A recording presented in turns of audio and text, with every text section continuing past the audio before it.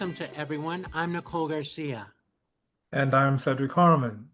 We are so thrilled to be your co-chairs for the LGBTQ Religious Archives Network 2025 GALA, Holy Troublemakers.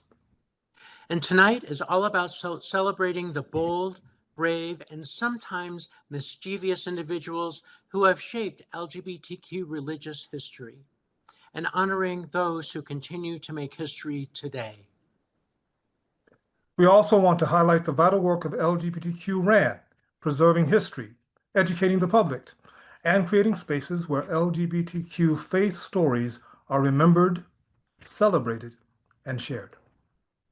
That's our hope that tonight leaves you inspired, connected, and maybe even a little stirred to be a holy troublemaker yourself.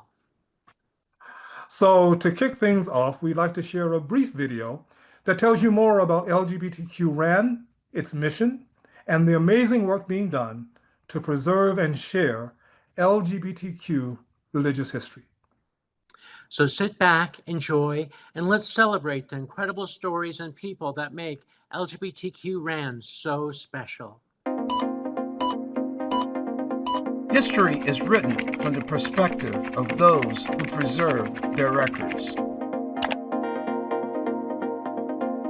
LGBTQ+ faith movements have had and continue to have a profound impact upon religious and social institutions in the United States and around the world. We want to be sure that historians and changemakers of the future have the source material to tell our stories.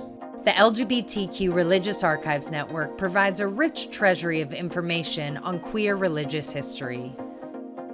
Our website now has over 700 biographical profiles across many religious and spiritual traditions.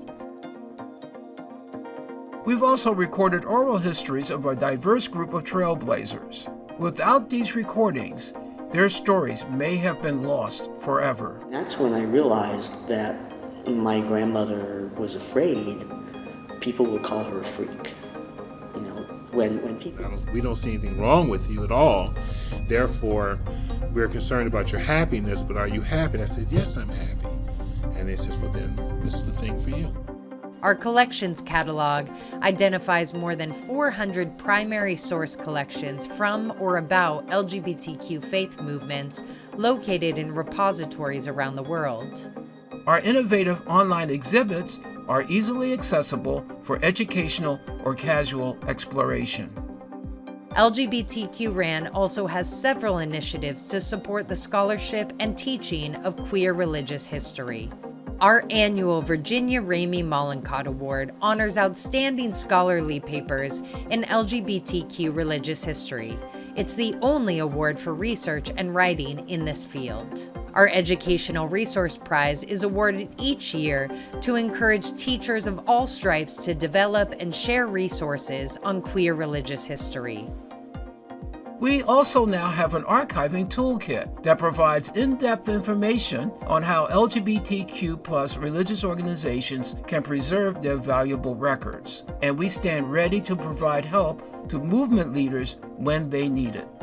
The LGBTQ Religious Archives Network celebrates and shares the rich history of the broad spectrum of LGBTQ+ spiritual and religious experience, which we need now more than ever.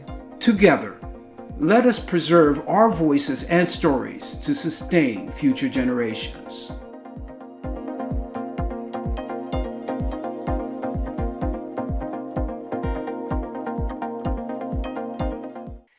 Oh, welcome everybody, beloveds. I'm so happy to be here with you tonight. I'm going to be your host for the LGBTQ Religious Archives Network, our 2025 gala that we're calling Holy Troublemakers. And it's amazing just to see all the notes on the chat, people coming in from as far away as Hawaii and just all around the country. We're really honored that you're here. Right here at this time, it's the evening. I'm on the East Coast. For some of you, it's afternoon. But wherever you're calling for, whatever time of day it is, just thank you for showing up.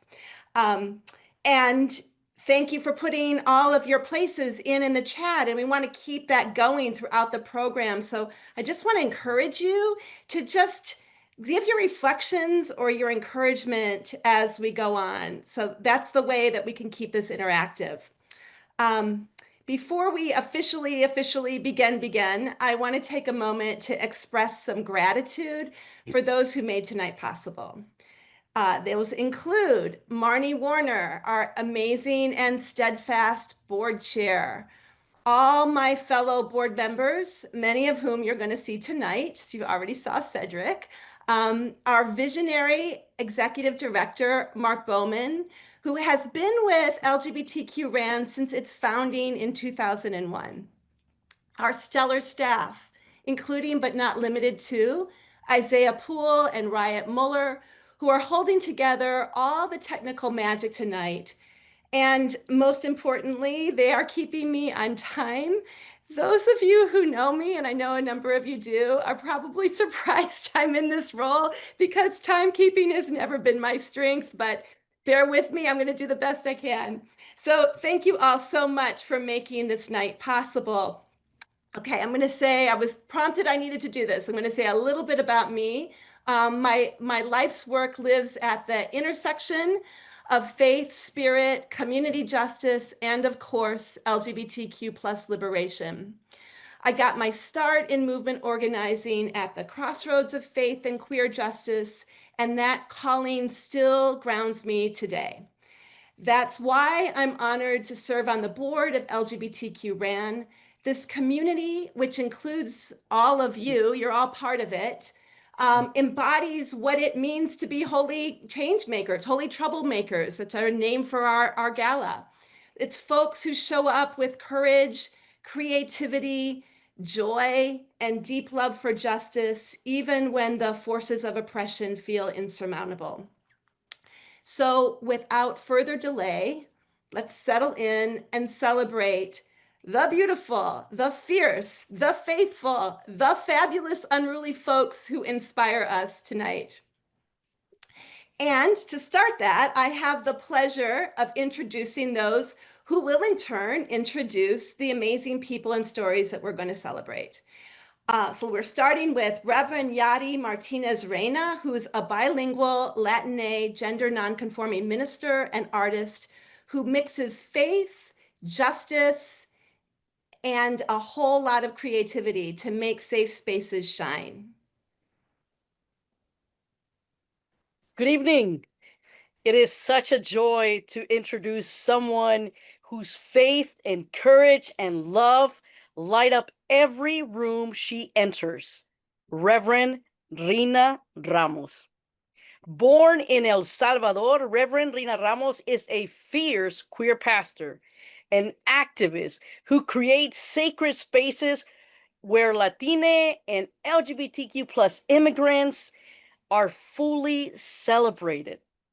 And so her work reminds us that faith can be bold, justice can be tender, and love can truly change everything. And so it is an honor to celebrate the Reverend Rhina Ramos. Today, we honor Reverend Rhina Ramos, a fearless advocate, a pastor, and a lifelong champion of justice, love, and inclusion. As an immigrant and Latina leader, Rhina has dedicated her voice and vision to uplifting communities that too often go unheard. Through Ministerio Latino, Rhina created a spiritual home for LGBTQ+ Latinos, Latinas, Latines, a place of belonging, celebration, and love. Her activism spans decades, from youth empowerment to labor rights to human rights. Rhina has stood on the front lines for justice and dignity. Her strength and joy are as much a part of her leadership as her advocacy, showing us resilience and hope in every step. Reverend Rhina Ramos reminds us that faith and justice walk hand in hand, and that love is the most radical act of all. We thank her for her unwavering commitment to a more inclusive world, one where every voice matters and everyone belongs. Thank you, Reverend Rhina Ramos, for your vision, your courage, and your love.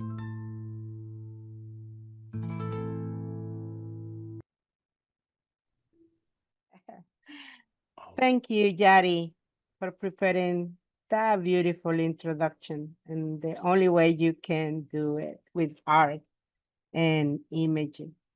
And thank you, LGBTQ Religious Archives Networks, for this recognition.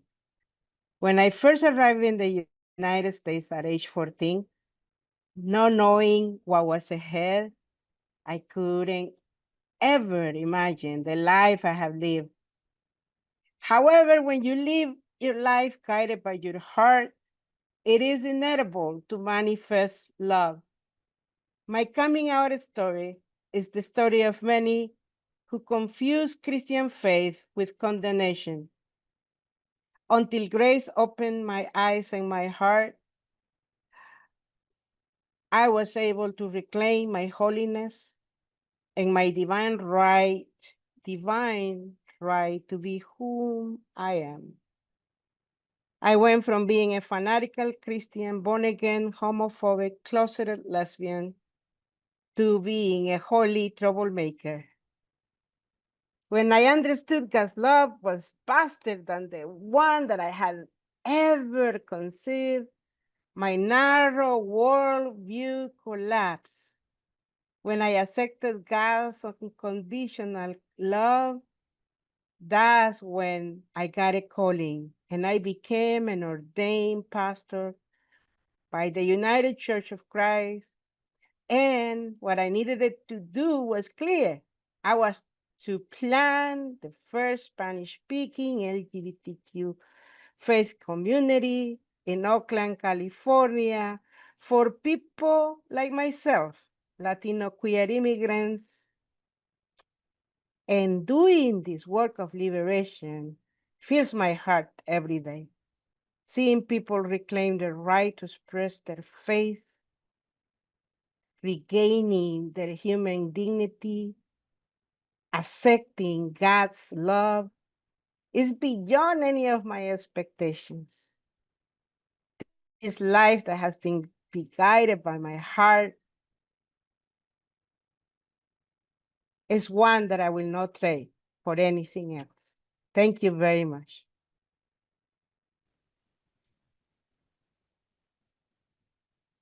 Okay, there we are. All right.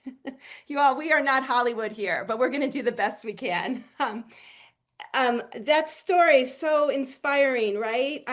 Thank you for your ministry, for Reverend Ramos. And as all of us know, this is a moment when our history is actively being denied. Our history is being written out, or is attempting to be written out. So the stories, like what Reverend Ramos shared with us, are the kinds of stories that are needed now more than ever. When our stories are tended, our roots go deep and strong. And when our roots are strong, our communities flourish. But if we lose touch with those roots, if we stop telling and passing on our stories, we lose touch with the very power that sustains us, especially in hard times like the ones we're living through now.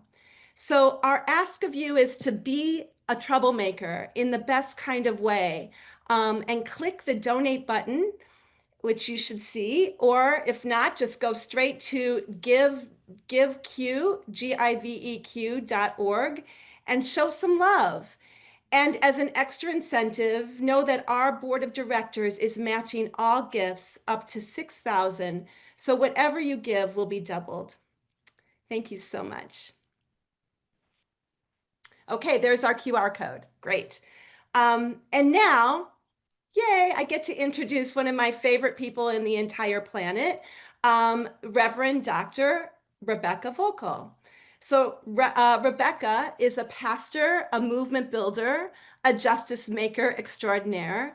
She's been at the forefront of LGBTQ justice and really, truly justice of all forms for decades, whether in the pulpit, the classroom, advocacy organization, or the streets.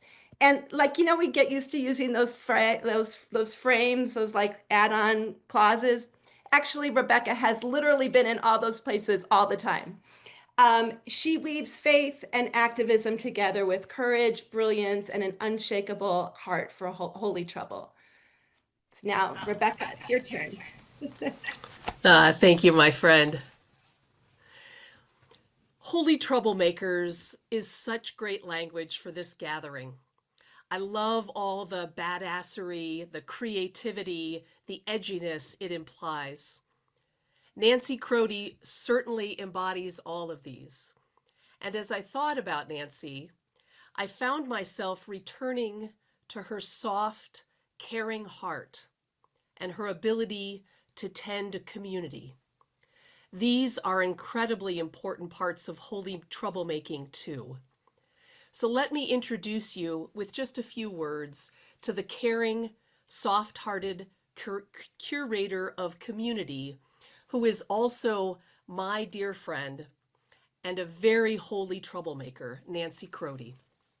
As someone who came out in 1989, I am keenly aware that I didn't have to only imagine life as a proud, faithful, badass, queer person. I knew it was possible because there were already at least one generation of people who had dreamed and built that world and made space for me and so many. I think that's why there really isn't anything more important than mentors and elders who see something in us and nurture it through their kindness, honest feedback, deep listening, and their ministries of presence. Nancy Krody has been such a mentor and elder for me. I am because she is. I am because she offered her kindness, honest feedback, deep listening, and her ministry of presence to me in 2003 as I started as national coordinator for the UCC Coalition for LGBT Concerns, which is now the Open and Affirming Coalition. She had been a co-founder of the coalition 30 years before I started. One of the first calls I got was from Nancy, welcoming me and asking how she could support me. And literally, every time since that first call, Nancy's kindness, listening, and honest feedback have been a constant, up to and including this past summer, as we hugged on each other and got to share a table at the ONA dinner during the UCC General Synod. When I asked Nancy what she wanted to make sure I said in this introduction, she did send me some highlights from her lengthy and deeply impressive academic and pastoral ministry life. And I urge you to read her profile in its entirety as a witness to a life of faithfulness, especially amidst too much homophobia and misogyny. But I want to say just another word about Nancy as a curator of community and of generosity. As is true for so many of our elders and peers, Nancy did not experience the love and support of her parents. So one of the most precious parts of being part of the UCC Coalition for LGBT Concerns was the love she received from chosen family. She named in particular Bob and Joyce Stroman, Marguerite and Bill Vogel, my parents, and Eleanor and Oliver Powell. She told me it was Bob and Joyce Stroman who sold Nancy her first home at the same price they had bought it for 10 years earlier, which is what allowed her to be able to afford it. Nancy lived in that house for nearly 30 years until she sold it to move in with her beloved Pat. Nancy lost Pat 8 years ago, and thanks to the ability to be married and the early generosity of the Stromans, Nancy has been able to fund internships for students in the Temple University program in Gender, Sexuality, and Women's Studies, as well as help 2 friends with student loan repayments and 2 with housing expenses. You see, the power of chosen family is that it has a multiplying effect on love. And Nancy has used her life and ministry to intentionally multiply all the love that came to her. I return thanks to God for Nancy Krody. Indeed, we are, because she is. Thank you, Rebecca. A lot of us are because of you as well.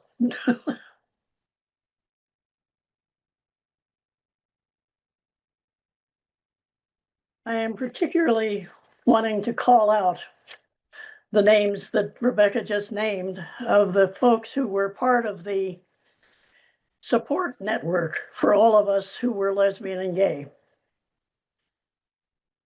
It was the straight supporters, parents and friends, who made it easy for us to exist. The United Church of Christ has some of the largest number, I guess, of churches in this country that are open and affirming. But the little corner of Pennsylvania where I live and where I first met Bill Johnson by mail across the continent was not quite so favorable to all that. We're now celebrating, literally just this past week, our 300th anniversary of the first German Reformed communion that was held in Pennsylvania. A lot of those churches go way back. And yet this was also the location where Biblical Witness Fellowship got its start, the group that opposed everything we were trying to support in the UCC. One of our earlier conference ministers was actually openly supportive of the Biblical Witness folks, which made life a little difficult for some of us. But we persisted and we hung on and stood in there, and we managed to get a fair number of our churches, although nowhere near as many as we should have, within the state of Pennsylvania at this point, that are open and affirming now. In 1972, Bill and I met each other by mail. We met each other in person finally at the 1973 General Synod when there were 4 of us who were the UCC Gay Caucus, as we called it then. There have been a number of folks since then, including Rebecca, Jan Griesinger, Loie Powell, others that have been leaders of the coalition, which, as it is now called. In 1975, I joined Malcolm Boyd and John McNeil, at Kirkridge, the first time they had a openly gay weekend. And there have been many, many more since then at that location. But there had to be a first one, and that was it. I have been years and years ago, a speaker for Philadelphia City Council when they were discussing gay issues. I was able to be involved with many of the movements within Protestantism, Catholicism, Judaism, in terms of getting women into positions of ordained leadership. One of the folks in the Post referred to me as Reverend Krody. I am not. I was kicked out of seminary halfway through, 2/3 of the way through, actually, way back when, because I came out in 1964. Stupidly or otherwise, but it also got me out of seminary. It was an American Baptist school. I changed my affiliation religiously a few years after that. Got very involved with the UCC from the local church level through the national level, various positions. My own church is both United Church of Christ and Presbyterian Church USA. So I've been to a few Presbyterian meetings where we had some battles, but they're coming around slowly. It's been a long haul, but I am so glad that so many out there have been able to pick up the banner and carry it forward. We were involved very, very deeply with the Philadelphia 11 when the Episcopal priests were ordained here in Philadelphia 51 years ago now. So, and as well with the Roman Catholic women priests movement here and throughout the country. It's been a long ride. It's been many, many years, and I hope to hang around for a few more. But I'm so glad that so many of you are taking up the banner and carrying it forward for us. Thank you so much, all of you.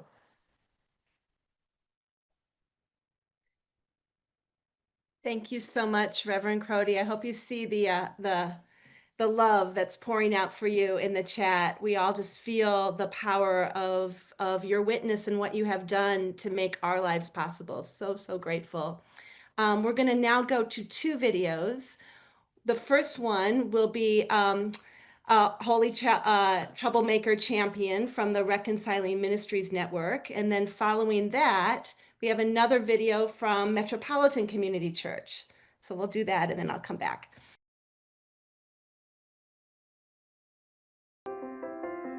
Over 50 years ago, we began a movement in living rooms and fellowship halls with whispered courage in a church that wouldn't yet hear us. We kept showing up in pulpits and pews, in protests and prayers, at every altar and every conference. Now we're here, celebrating a breakthrough once thought impossible. The harmful language is gone, but the work isn't finished.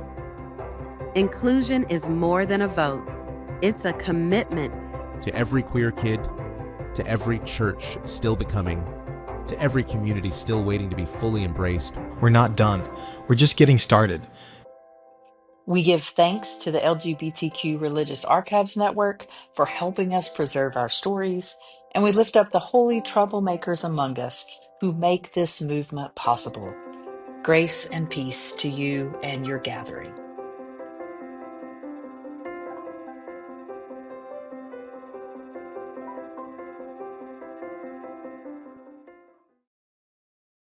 Hello, I'm the Reverend Dr. Roland Stringfellow, Senior Pastor of the Metropolitan Community Church of Detroit, and an out proud gay man. For a long time, I was told that my faith and my identity couldn't coexist, that one had to be sacrificed for the other.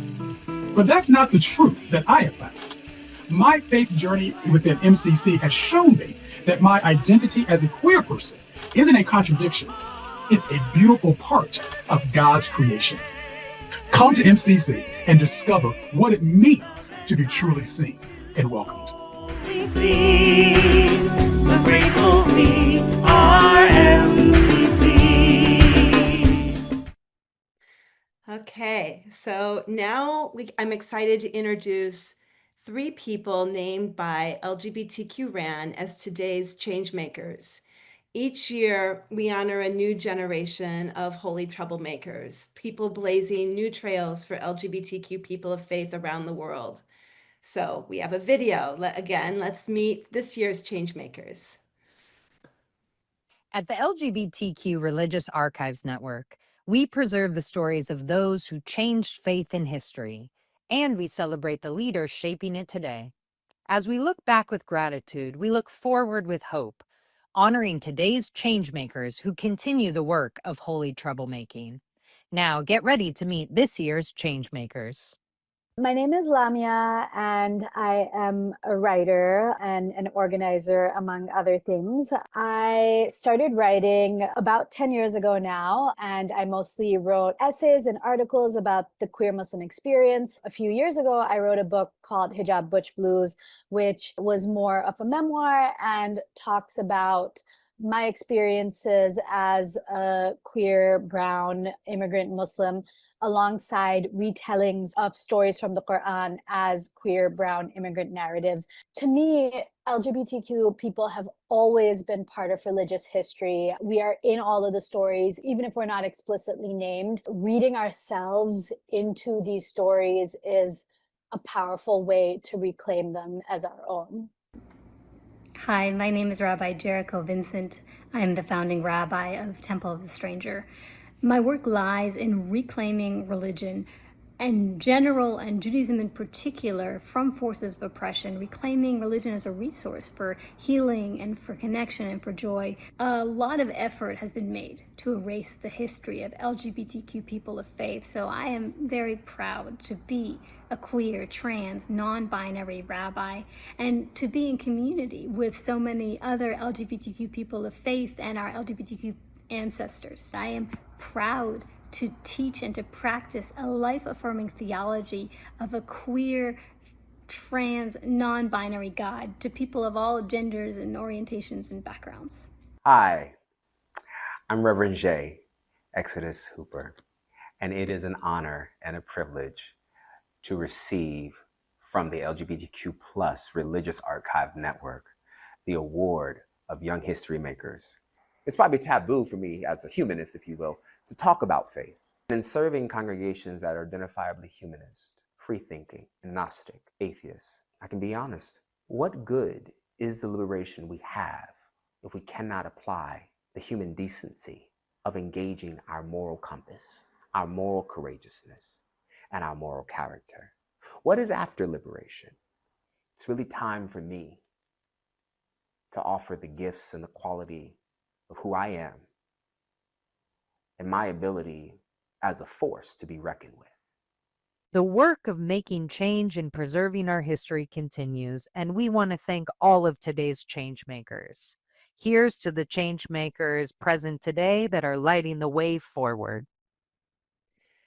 What I love about working with RAN is that while we focus deeply on our past and on preserving our histories, we do it in clear relationship with folks that are the next generation moving forward, as that video shows.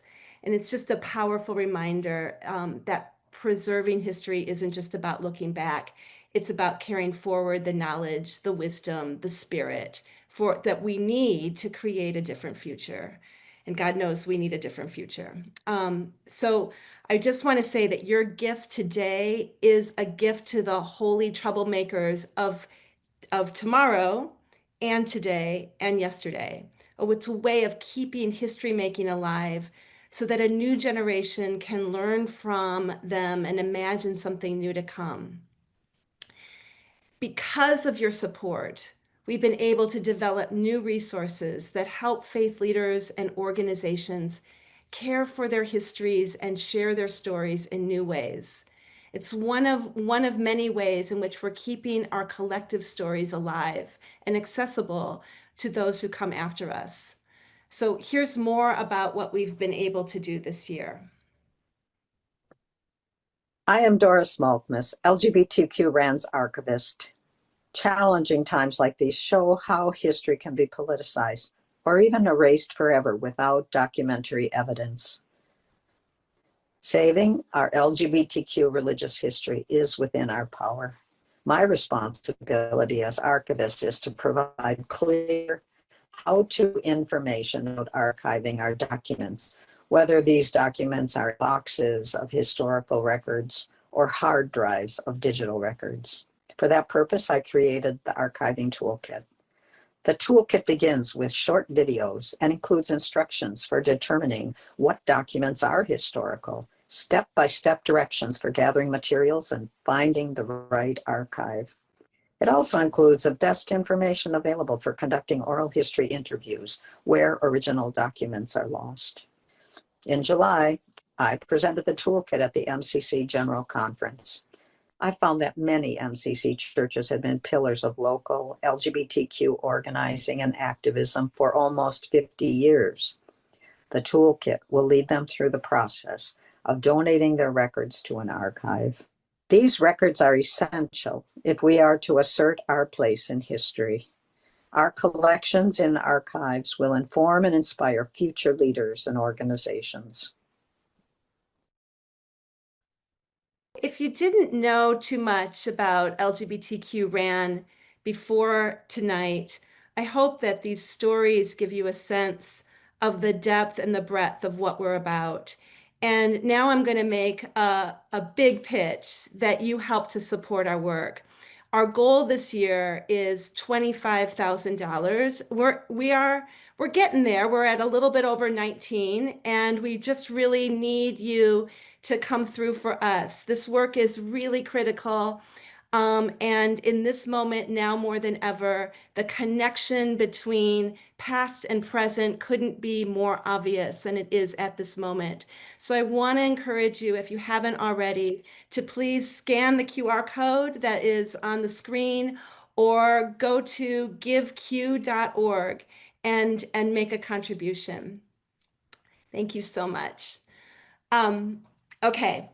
Our next introducer is another dear friend of mine. We were saying earlier, this is like old homes night. A number of us have gotten a chance to work with each other over the past 20 years or so.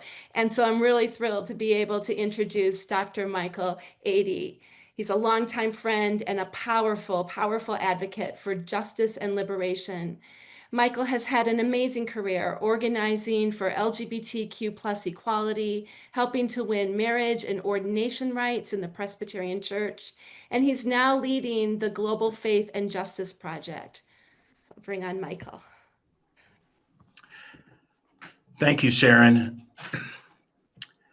Erin Swenson likely did not imagine herself becoming a trailblazer when she simply wanted to be the person she was meant to be, and to maintain her credentials as a Presbyterian minister so that she could provide for her family.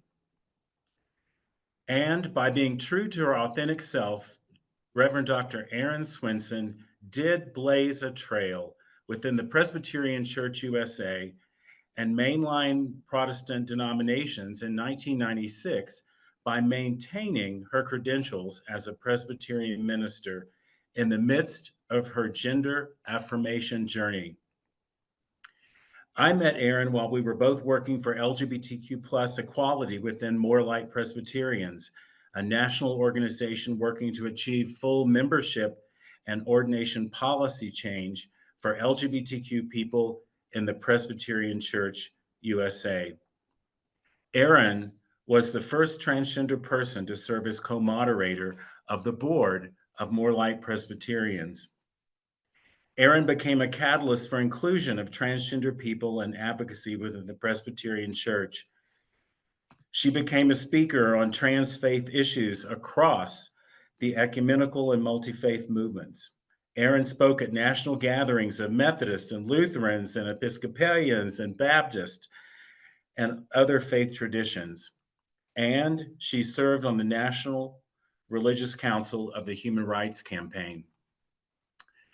On many occasions, I've had the privilege to be in the audience to hear Erin speak.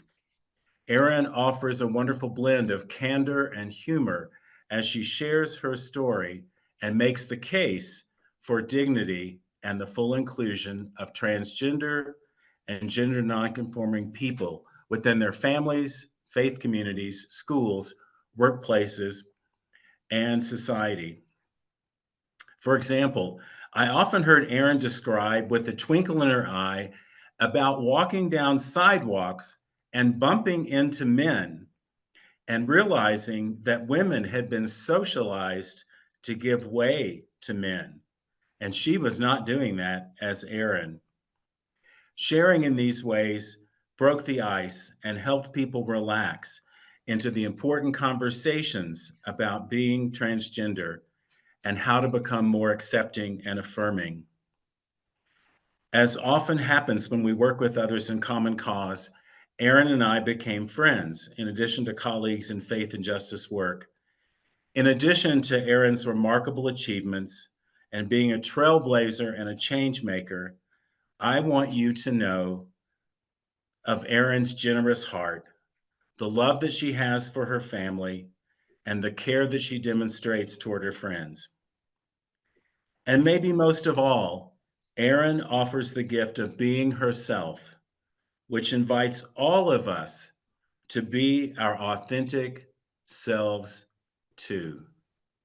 I love you, Erin. And I love you, Michael. Thank you. Congratulations. My thanks to Michael and to Mark and to Sharon and to everyone.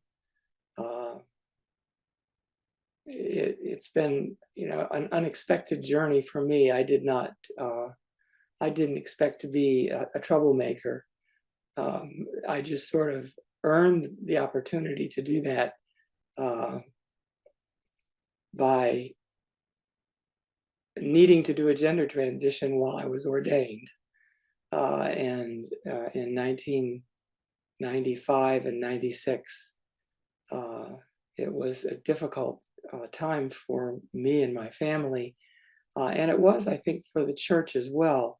But I think one of the things that really helped me with my process was the fact that I had a long history with the presbytery that I was a member of. So there were so many of my fellow ministers had known me for a decade or more. And so even though my gender transition was somewhat shocking to them, I think they understood that it was simply a part of who I am and not some strange thing that I was doing. I think these days it's really, really important for people to understand that the transgender experience is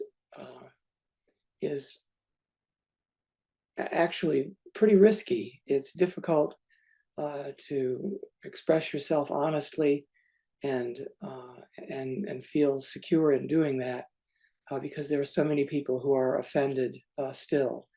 And in a world that is becoming a little less friendly toward transgender people, I think one of the things that is very, very important is stuff like this,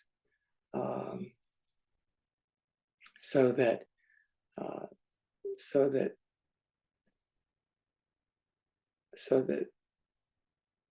the world gets a more friendly picture of who we really are. I'm thankful to all of you guys, and I use that term as a gender inclusive term. Thank you very much. Thank you so much, Erin, for your friendship, for your ministry, for all that you have done for the trans community and really for all of us for so many years. I'm so grateful for you. Now we're going to hear a message from a holy troublemaker champion, Star King School of Ministry. When I think of the queer community, the gay community, finding a need for more spiritual practices and spiritual, exploration, there's a need for it right now. Star King crafted a program that I've really gained a lot from it. My first course in that area was queer liberation theology. And how fortunate am I? I'm the lucky one being a minister. I'm the lucky one that gets to be there for people.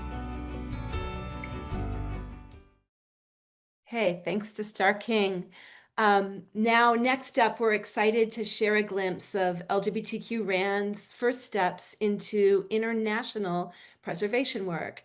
So this summer, with the help of our European intern, Elena McKinnon, and a team of advisors, we began documenting and celebrating LGBTQ religious history across Europe. So let's take a look. Well, the mission of LGBTQ-RAN has always been to preserve the history of LGBTQ religious movements all around the world. The reality is that most of the information on our website is from the United States. We've wanted to offer more about leaders and groups in other countries, but have simply not had the resources to do very much. Now we are beginning to change that. This summer, we supported a gifted intern from Finland, Elina Makinen, to begin doing historical data gathering in Europe and to write some biographical profiles of queer religious leaders. With this internship, I got to partake in the European Forum of LGBTY+ Christians conference in Turku. I got to interview key religious leaders in the LGBTQI space in Europe. We've also created a European advisory team coordinated by Paul Whiting from the UK. And I've been pleased to be associated with the Religious Archives Network and with Mark for the last 20 years. Within Europe, we have 6 principal languages: French, Spanish, Italian, German, Russian, and English. And the EU recognizes 24 languages in total. And we are 49 countries. I've been asked by Mark to be the chair of the advisory team for the work next year. So I'm here really to encourage you to support it, to give to it, and to be involved. The team includes other scholars and activists like Scotland's Carol Joyner. I am one of only a handful of people globally who write about the experience of being bisexual and Christian. This work that LGBTQ-RAN are doing is life-saving, particularly with the rise of right-wing populism in the US and in Eastern Europe. Too often, LGBTQ and religious identities are portrayed as being in conflict. That is why it is necessary to shine a light on those who, sometimes at their own personal risk, breach these worlds, using their voices to imagine more daring, more inclusive futures where all of us belong. Thank you for making sure that the important stories of those who cause trouble in their fight for social justice do not go forgotten. LGBTQ-RAN is committed to preserving and amplifying the histories of faith movements around the world. We're starting in Europe, enabling the work of scholars and activists there as we move toward building a truly global resource. We need your support to help make this happen.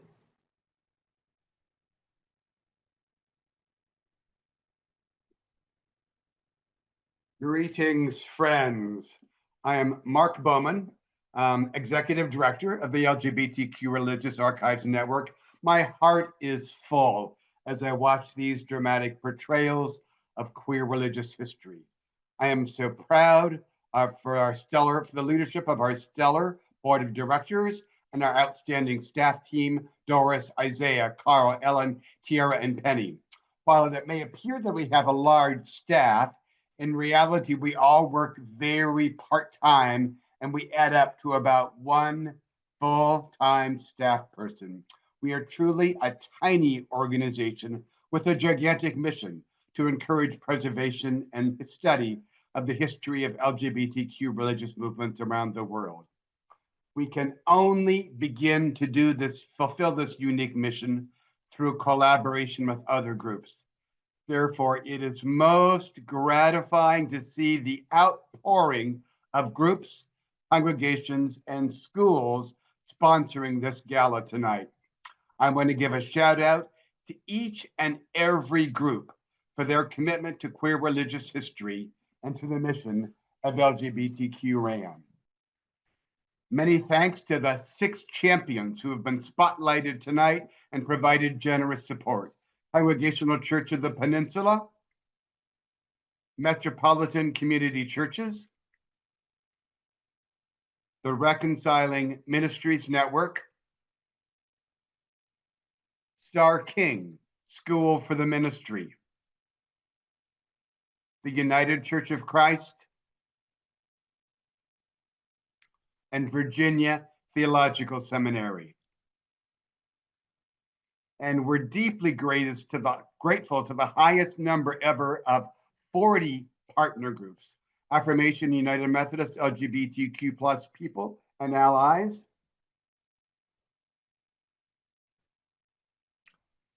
The Association of Welcoming and Affirming Baptists. Auburn Theological Seminary. Bexley Seabury Theological Seminary. Bright Divinity School. The Cathedral of Hope. The Center for LGBTQ plus and Gender Studies in Religion. The Center for LGBTQ plus United Methodist Heritage. Chicago Theological Seminary. Christian Theological Seminary. Church of the Covenant in Boston. Colgate Rochester Crozer Divinity School, thanks Nancy Krody. Congregational Library and Archives. Dignity USA. Disciples Alliance Q. Drew Theological School. Eden Theological Seminary. The Episcopal Divinity School. Garrett Evangelical Theological Seminary. The General Commission on Archives and History. Iliff School of Theology. The Lutheran School of Theology at Chicago. Meadville Lombard Theological School. The Methodist Theological School in Ohio. MCC San Francisco. MCC of Toronto. New Ways Ministry. Northern California Nevada Conference of the UCC. The Open and Affirming Coalition of the UCC. Parity. Perkins School of Theology. The Presbyterian Historical Society. St. Paul's UCC in Chicago. Seventh-day Adventist Kinship International. Soul Force. The SWIG Program in Jewish Studies and Social Justice. Union Theological Seminary. United Theological Seminary of the Twin Cities. Wesley Theological Seminary. Women's Alliance for Theology, Ethics, and Ritual. And Wyoming Equality. Do join me in expressions of appreciation to all of these groups. LGBTQ-RAN looks forward to other opportunities to collaborate on our shared commitments in the coming months. As I often like to say, together we can preserve our voices and stories for future generations. It's an impressive list, huh? Okay, now we're going to move into the reflective moment in our program, where we remember the queer faith leaders and allies we have lost this past year. So we're going to show a memorial tribute. But if we've missed someone important to you, or if somebody just is on your heart that's mentioned and you want to give some love, feel free to share their name in the chat so we can honor them as well. Okay, let's take a moment to remember those loved ones together and hope and may their memories be a blessing.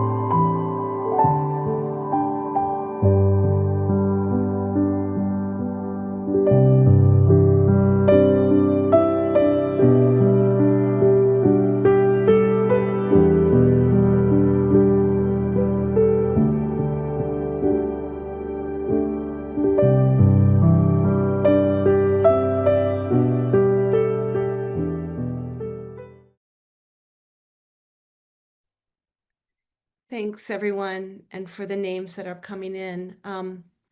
We also want to do a special honor to Imam Daayiee Abdullah, who was chosen this year as one of our holy troublemakers, but passed away, unfortunately, before he could accept the award. So please join me in welcoming El Farouk Kaki, who will share a tribute video celebrating Imam Abdullah's remarkable life and legacy.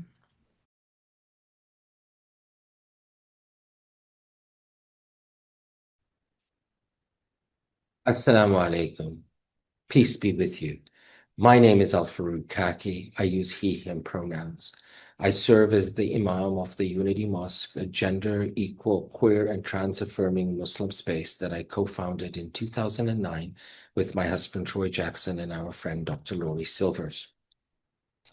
It is with sad pride that I stand before you in order to introduce you to Daayiee, to accept this award as a holy troublemaker, because that's a beautiful and a perfect description of who he was. Even today in 2025, Daayiee remains one of the few people to claim space, not only as a gay Muslim man, but to claim space as a gay Muslim imam, a pioneer, a revolutionary pioneer, just to claim that space. I first met Daayiee in the 1990s on a listserv called Muslim Gay Men. It was a listserv that he started and that had members from all around the world. I believe its membership was in the thousands, and it was one of the few and one of the first spaces as a safe space for gay and queer Muslim men to gather, to tell their stories, to share information, and to build community. Through our initial meeting through this listserv, Daayiee and I became friends. He became not only my friend in person, but also my mentor and my peer.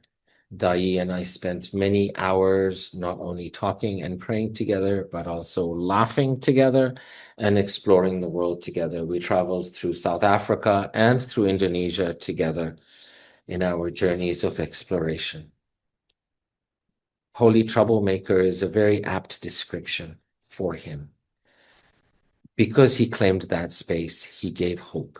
Because he claimed space as a gay Muslim imam, he created change just by claiming that space. He changed hearts. He confronted orthodoxy and challenged their dominance of the Muslim narrative. And he gave another perspective. And he gave hope to thousands, not just of queer and trans Muslims, but also non-queer and trans Muslims who were looking for a different understanding of Islam, who were looking for a more inclusive space to celebrate faith and to create relationship with the divine. And so Daayiee deserves this award more than anything else because, yes, he was a holy troublemaker. And it is with great gratitude that I acknowledge this award on his behalf because it is so appropriate and he is so worthy of being called that. When I began my journey from queer Muslim activist to queer Muslim imam, it was Daayiee that I turned to. And if I didn't know how to do something, he's the one I asked. And if he didn't know, he usually knew where I could find the answer. And so, friend, mentor, teacher, peer, game changer, holy troublemaker, gentle giant, my friend, my brother, somebody that I know I miss, and somebody that is being missed and will be missed by many.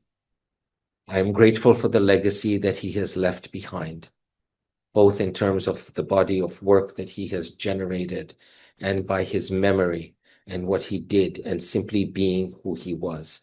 And so I want to thank you for acknowledging and for remembering him.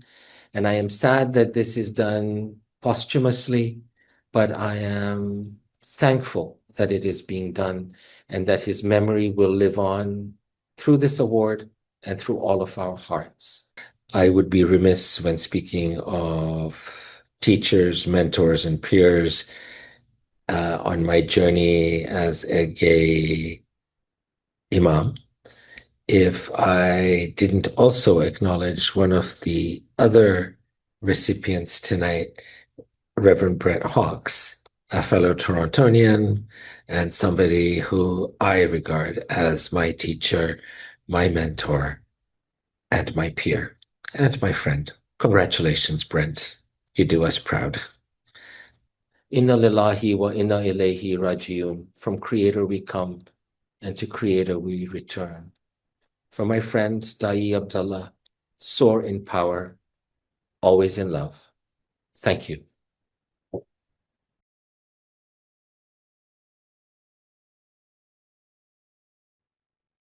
Such a powerful tribute.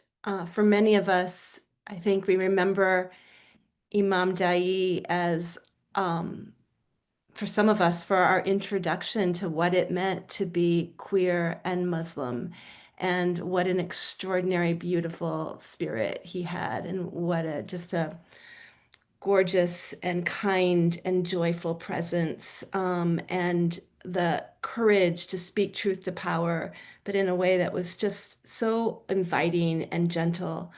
I loved him and will miss him dearly. We're going to move to another champion video. We're grateful to Virginia Theological Seminary, who's given us support this year. The full narrative of LGBTQIA+ individuals and their experiences at VTS needs to be heard. Their archive staff have taken up this task by launching Called and Holy, the Virginia Theological Seminary LGBTQIA+ Oral History Project, to give voice to those who experience the love and grace of God, but also pain and harm regarding their sexual and gender identity, and to give voice to those who helped to shape the seminary's LGBTQIA+ history. The time has come to shed more light on the unique gifts that LGBTQIA+ individuals have brought to VTS, the Episcopal Church, and the world. The LGBTQ Religious Archives Network thanks Virginia Theological Seminary for being a Religious Archives Network champion. There is one more thank you that I want to bring. When LGBTQ-RAN was getting started 24 years ago, this is 24 years ago, folks, and we wanted to use what was then called the World Wide Web, I asked my friend Carl Foote if he would help us out. Carl said, sure, and that was the beginning of an incredibly productive partnership. Our website is the face, probably the heart and soul of LGBTQ-RAN, and that has been Carl's creation. Carl was not only technologically savvy, but he had a passion for the ministry of LGBTQ-RAN. He was a consummate team player and often made our ideas play out even better than we had imagined. Very few other website managers have been able to keep their work as fresh, up to date, and functional for 24 years as Carl has. Unfortunately, Carl is moving into well-deserved retirement at the end of this year. So we want to take this moment to thank him for all he has done for LGBTQ-RAN. Archivist Doris Malkmus will help me do that. Hello. I joined LGBTQ-RAN around 2002 when Mark and Carl were building RAN one digital byte at a time. As the world of archiving shifted from dusty boxes to an almost fully digital world, it was Carl who expertly shepherded RAN through that transition. He created the first exhibit, customized our search, mastered Dublin Core, Omeka, and the Internet Archive so our information could be findable in the larger library and museum world. I most appreciate that he never failed to be a friend as well as a colleague. He is one of the few IT experts who have the capacity to be patient with the ignorant while maintaining a high standard in his own work. Carl is also a performing musician, so he is performing tonight and cannot be with us here in person. So we are extending this tribute that he can watch later in the recording. LGBTQ-RAN would not be what it is today without Carl Foote. He has laid the groundwork to ensure LGBTQ-RAN's continued viability. We are all deeply grateful for all that Carl has given us over the past 24 years.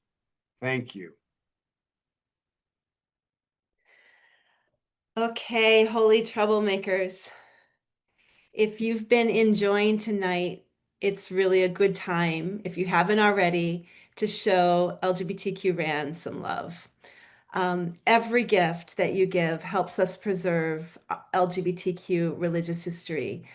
As a board member, I'm blown away by the quality of the work that this very small, and as Mark said, all part-time staff is doing. It is such a labor of love.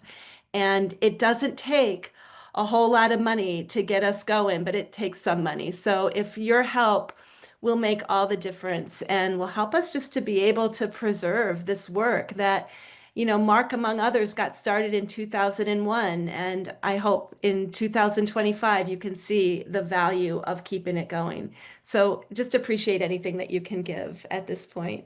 And thank you for all of those that have already contributed. So next, we are grateful to recognize another GALA champion. Please enjoy a message from the Congregational Church of the Peninsula in Belmont, California.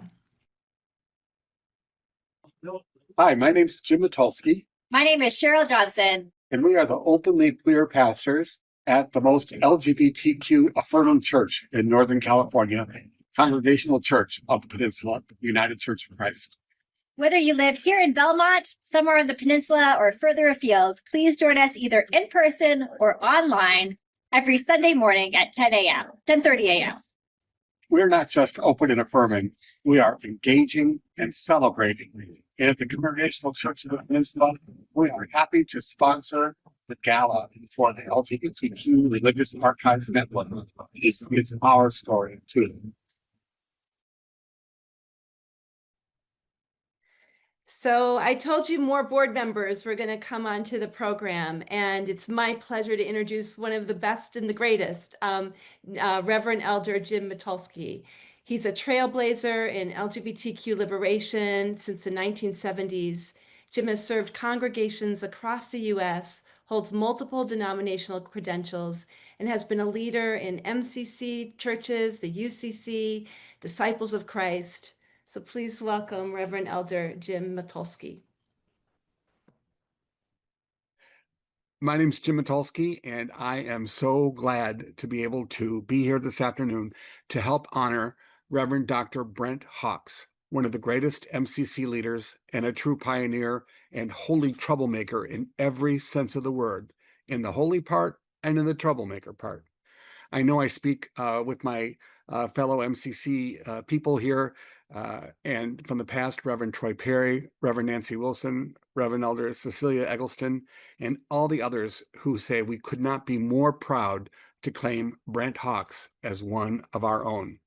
Reverend Dr. Brent Hawkes CM, that means Order of Canada, is the founder and executive director of Rainbow Faith and Freedom, and senior pastor emeritus of Metropolitan Community Church of Toronto, then and still one of the largest and premier LGBTQ serving congregations in the whole world, where he was at the forefront of ministry to the LGBTQ, intersex, and two-spirit community for over 40 years. On January 14th, 2001, he officiated at the first legal same-sex marriages in the entire world at MCC in Toronto. He received the Order of Canada, the Order of New Brunswick, and has 3 honorary degrees in addition to his earned degrees from Trinity College at the University of Toronto and from Allison University. And his stand on social justice and human rights within the LGBTQ intersex and two-spirit communities is unparalleled. Now, I've been proud to know Brent for almost 50 years. We met at an MCC church camp at that time in the late 70s. And at the time I thought, who is this energetic, charismatic, passionate preacher and pastor? And over the 40 years that I've known him, 50 years almost, he has lived out that calling in every single way. He credits Reverend Elder Troy Perry and Reverend Elder Nancy Wilson for teaching him to be activist and pastor simultaneously. And he has embodied that throughout his whole life. I want to credit him for in these many years of ministry that he helped people reconcile homosexuality and Christianity in the 1970s, which was his own struggle as a former Baptist. And then in the 1980s, he became an AIDS activist and hero. In the 90s and the period leading up to the early part of the 2000s, he championed civil rights for LGBTQ people in Ontario and Canada, with implications beyond. And then he officiated at this first legal same-sex marriage in not only in Toronto, but in the world. And then since finishing his ministry at MCC Toronto, he has been at the intersection of LGBTQ and human rights through his work at Rainbow Faith and Freedom Fund. I learned two things in interviewing Brent for this talk, and for this introduction. He has two maxims that has guided him. One is, and he said Jim Wallace first gave voice to it, but he'd been practicing it before then, that religious attacks require a religious response. And Brent, through his work, has helped deconstruct the notion that that the struggles that we are in are gays versus God, or gays versus religious people. He has taught us how to use religion, the thing which has been an instrument of oppression, as an instrument of liberation. He also told me that he thought that even when we lose, we win.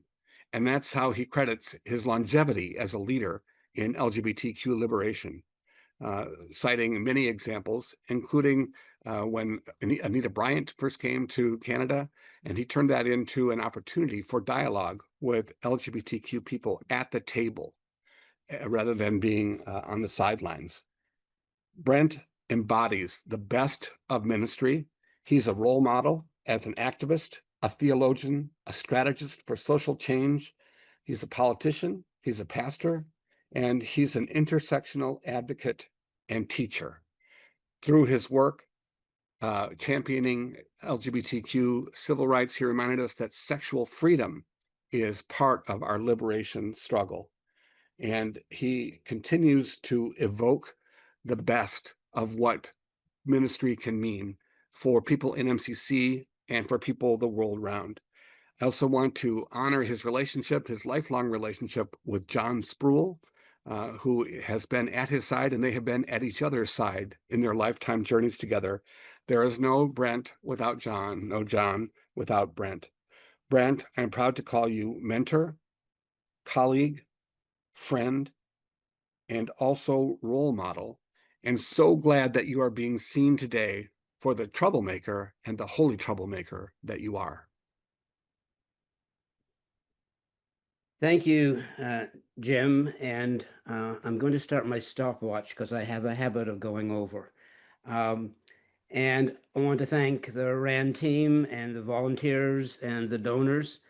And I just want to say to Rhina, Nancy, Erin, and in spirit to Daayiee, what an amazing, amazing honor it is to be accounted among you today. I'm sitting here in my office, and just around the corner there's a closet, and in that closet is a bulletproof vest.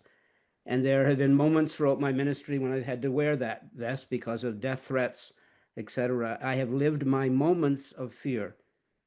However, there are LGBT people living in fear every day of their lives all over the world. Fear of being found out by their families and friends, fear of being kicked out by their families and faith communities, fear of being fired from their jobs, and fear for their own personal safety. If you take a trip and you're out of space and look back at planet Earth, there are no national boundaries. We have a responsibility for each other. And the scripture says, to much is given, much will be required. In Canada, and I think most of the countries in the world, religious-based homophobia and religious-based transphobia are alive and well. And in our research has shown that religious-based discrimination is alive and well in 4 major areas: faith, education, healthcare, and families. And Rainbow Faith and Freedom is working to confront that discrimination. Rainbow Railroad is an amazing organization that rescues people who were at risk around the world. And the previous head of that organization said to me, he said that his job was to rescue people from countries where they're at risk.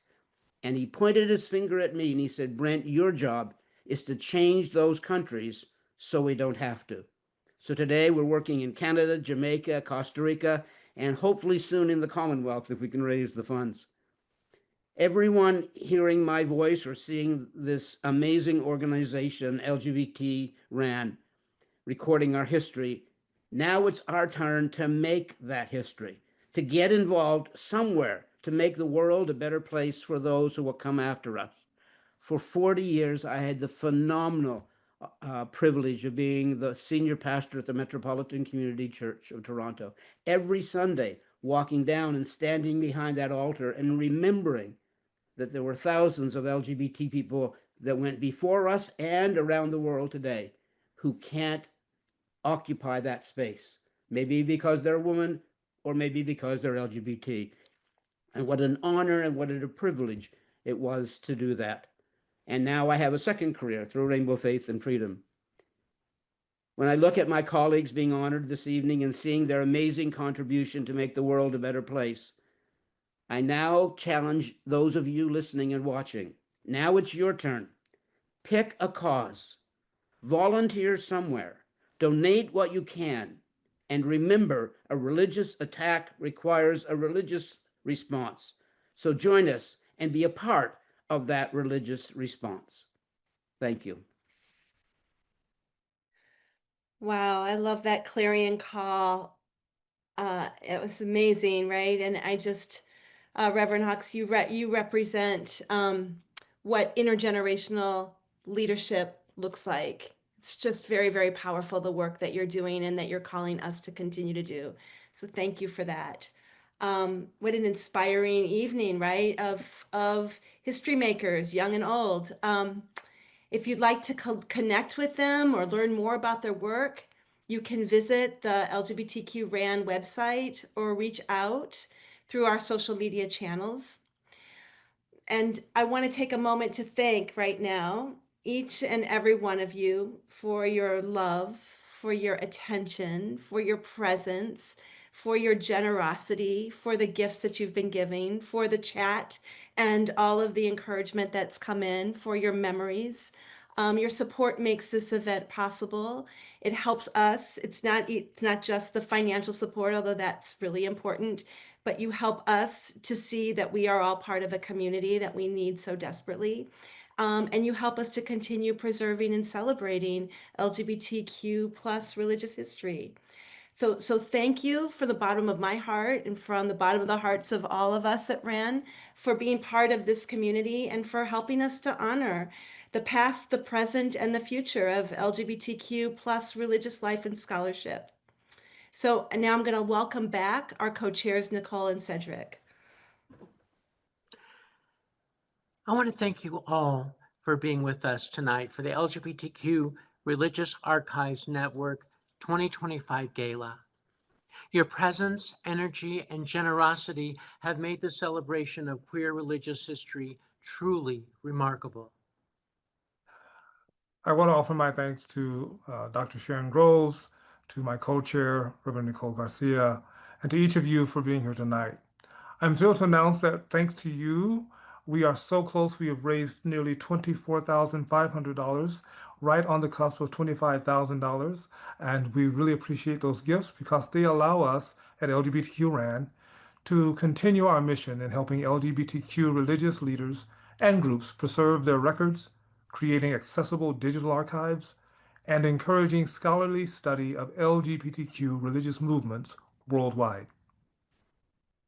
And if you haven't given yet, there's still time. You can make a difference by visiting giveq.org. Every gift helps to preserve the voices, stories, and legacies of LGBTQ+ religious communities for generations to come.